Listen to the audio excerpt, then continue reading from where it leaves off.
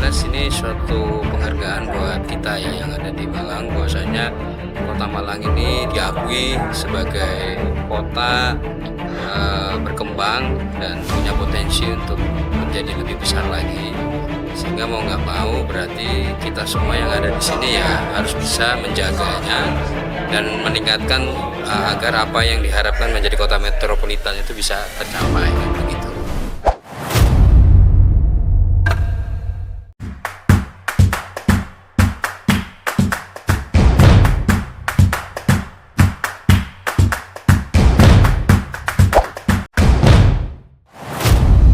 Yang jelas semuanya saya pikir butuhnya kolaborasi dan sinergi ya, karena nggak mungkin juga, makanya konsep pentahelix itu harus senantiasa kita lakukan. Jadi mulai dari pemerintah, DPRD, akademisi, pengusaha, media, komunitas ya, itu penting, termasuk dukungan dari pemerintah pusat gitu. Karena kalau dari segi anggaran biaya pun APBD kita juga masih sangat terbatas ya. Tapi kalau dari syarat kota ini ya memang kita ini karena banyaknya mahasiswa yang hadir, kemudian daerah urban, kemudian daerah yang cukup cepat perkembangannya, berarti kita semua harus menata lagi dari segi infrastrukturnya, harus lebih siap lagi. Jadi seperti penataan transportasi massal ya, kemudian pengendalian banjir, kemudian penataan pasar, lingkungan ya, ini harus satu kesatuan yang harus bisa kita capai, sehingga namanya kota metropolitan kan harapan menjadi kota yang nyaman dan aman gitu untuk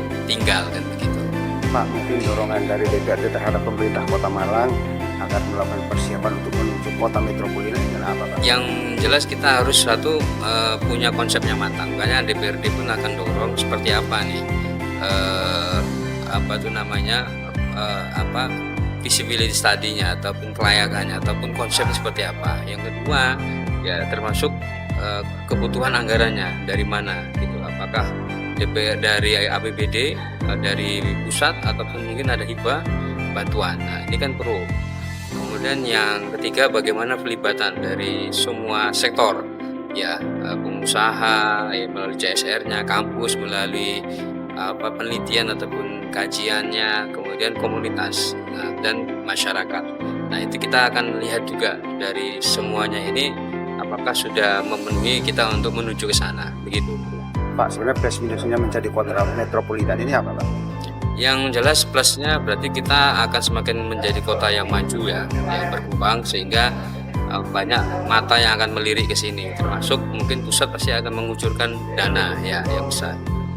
Sehingga ini menjadi kesempatan kita untuk menciptakan kota yang lebih bagus lagi, nyaman lagi. Yang kedua, saya pikir ini juga sebagai kesempatan buat semua warga untuk bisa ya mengembangkan SDM yang terbaiknya agar bisa kita menjadi kota yang memang metropolitan ini.